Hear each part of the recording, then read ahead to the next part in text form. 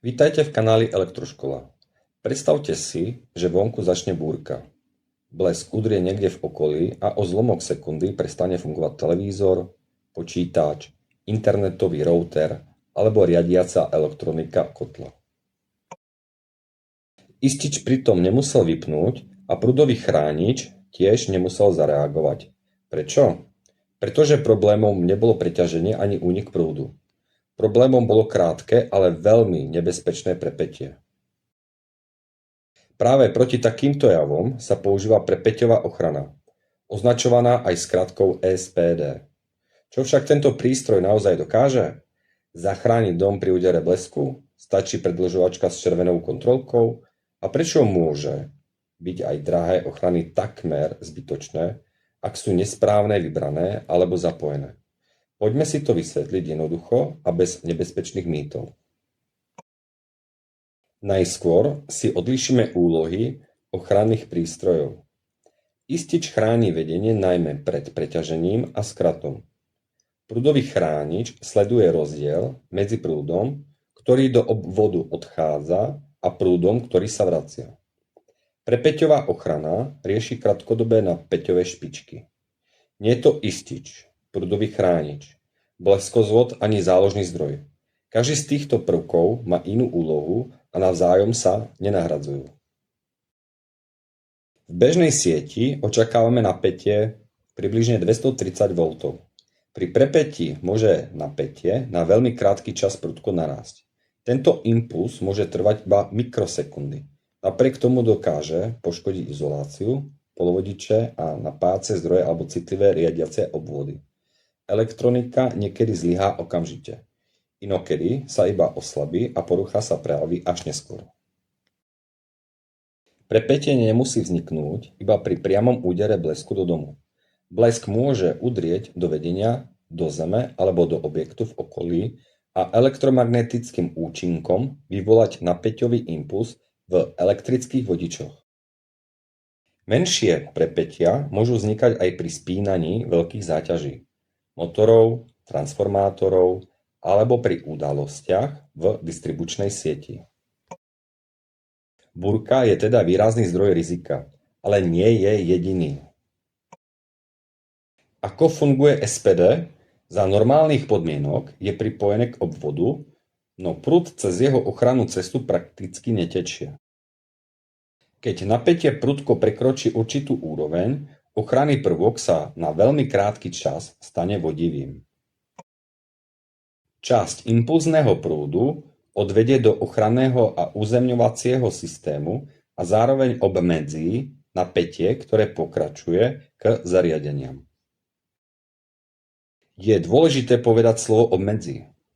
Prepäťová ochrana netvorí dokonale bezpečných 0 V a neprehltne neobmedzenú energiu.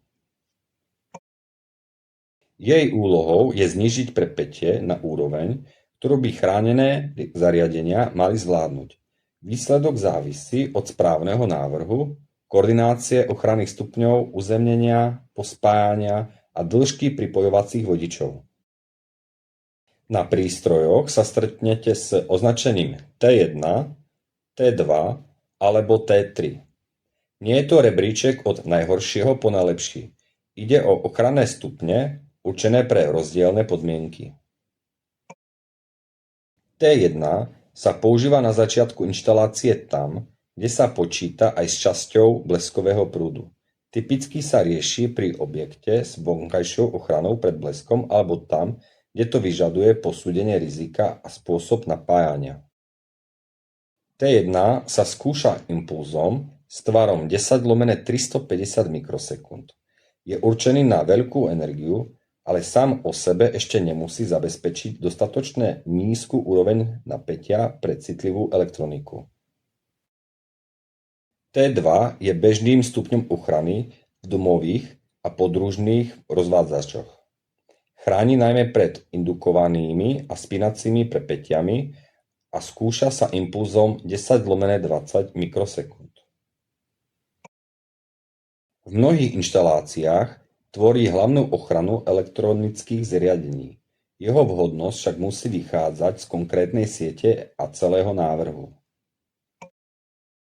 T3 je jemná ochrana umiestnená blízko citlivého zariadenia. Môže byť súčasťou kvalitnej zasúkovej ochrany alebo samostatného modulu. T3 nenahrádza ochranu v rozvádzači. Funguje ako posledný stupeň, ktorý znižuje zvyškové pätie po predchádzajúcich stupňoch.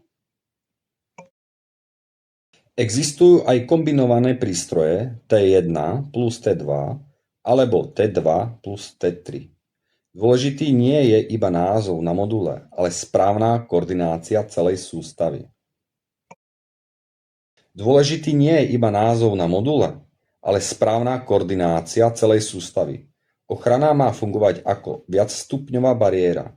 Silný impuls sa obmedzí pri vstupe, zvyšok sa zníži v rozvádzači a citlivé zariadenie môže dostať ešte miestnu ochranu. Pozrieme sa na údaje na prednej strane SPD. UC je najvyššie trvalé pracovné napätie, pri ktorom môže ochrana zostať pripojená bez neželaného zásahu. Musí zodpovedať napätiu a zapojeniu konkrétnej siete. UP je napäťová ochrana úroveň. Zjednodušene hovorí, aké vysoké zvyškové napätie sa môže objaviť za ochranou počas skúšobného impulzu. Nižšia hodnota môže byť výhodná, ale iba vtedy, ak ostatné parametre, zapojenie a koordinácia zodpovedajú inštalácii. In je menovitý výbojový prúd, ktorý ochrana zvládne opakovane pri stanovenej skúšobnej vlne. Imax je maximálny výbojový prúd pri vlne 8/20 mikrosekúnd. Pri T1 sa používa aj limb, teda impulzný prúd skúšaný vlnou 10/350 mikrosekúnd. Veľké číslo v kiloampérach však automaticky neznamená najlepšiu ochranu pre každý dom. Správny výber závisí od typu siete, spôsobu uzemnenia a predpokladaného skratového prúdu, vonkajšej ochrany pred bleskom, umiestnenia prístroja, požadovanej úrovne ochrany a aj pokynov výrobcu. Preto sa SPD nevyberá iba podľa ceny a podľa najväčšieho čísla na obale. Veľmi dôležité je aj pripojenie. Pri impulze záleží na každom kúsku vodiča. Dlhé vodiče, zbytočné slučky a nevhodné vedenie môžu vytvoriť ďalší úbytok napätia a zhoršiť skutočnú ochrannú úroveň. Pripojenia preto musia byť čo najkratšie a priame a urobené presne podľa projektu, normy a návodu výrobcu. Rovnako dôležité je funkčné uzemnenie a hlavné pospájanie. SPD odvádza impulzný prúd do ochranného systému. Ak je tento systém nesprávny alebo má nevhodné parametre, samotný drahý modul problém nevyrieši. Potrebné môže byť aj vhodné záložné istenie. Toto však musí posúdiť kvalifikovaný elektrikár. Častý mýtus je, že stačí predĺžovačka s nápisom Surge Protection. Kvalitná zásuvková ochrana môže pomôcť ako T3 blízko zariadenia, no veľký impuls môže prekročiť jej možnosti. Navyše nechráni pevne pripojený kotol, rúru, klimatizáciu alebo zariadenie napojené na inou cestou. Bez predchádzajúcej ochrany v rozvádzači je posledný stupeň často vystavený príliš veľkej energii. Nezabúdajte ani na dátové, antenné a telekomunikačné vedenia. Televízor môže byť pripojený k elektrickej sieti aj ku koaxiálnemu káblu. Router je spojený s napájaním aj dátovou linkou. Ak chránite iba silové vodiče, pre pätie si môže nájsť inú cestu. Ochranný koncept musí zohľadniť všetky vedenia vstupujúce do objektu a zachovať ich spoločné pospájanie. Aj prepäťová ochrana starne. Každý silnejší impuls môže časť jej schopnosti spotrebovať.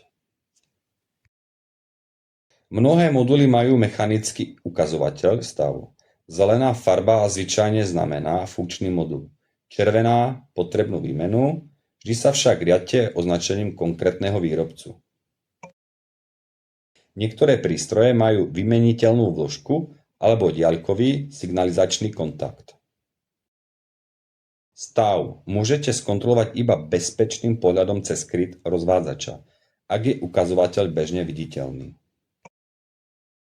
Rozvádzač neotvárajte a nedotýkajte sa vnútorných častí. Po silnej búrke, po podozrivej udalosti alebo pri zmene indikátora zabezpečte odbornú kontrolu. Elektrikár overí aj istenie, spojenia, uzemnenie a súlad s aktuálnymi požiadavkami. Čo si teda zapamätať? Prepäťová ochrana dokáže výrazne znížiť riziko poškodenia elektroniky, ale nie je zárukou proti každej udalosti. Najlepšie funguje ako koordinovaná sústava T1, T2 a T3, spôsobená konkrétnemu objektu. Rozhoduje správny typ, parametre, krátke pripojenia, uzemnenie, pospájanie a pravidelná kontrola stavu. Ak máte rozvádzačí modul, o ktorom nič neviete, neskúšajte ho vyberať ani zapájať. Odfoťte jeho prednú stranu bez otvorenia krytu a požiadajte kvalifikovaného elektrikára, aby posúdil celú ochranu. Pri elektrine nie je najdrahšia chyba chýbajúci prístroj, ale falošný pocit bezpečia. Ak vám video pomohlo, dajte mu palec hore a napíšte do komentára, či máte doma T1, T2 alebo iba zasúkovú ochranu. Prihláste sa na odber kanála Elektroškola a v ďalšom videu si môžeme vysvetliť, prečo môže prerušený nulový vodič dostať do zásuvek nebezpečné napätie. Ďakujem za pozornosť.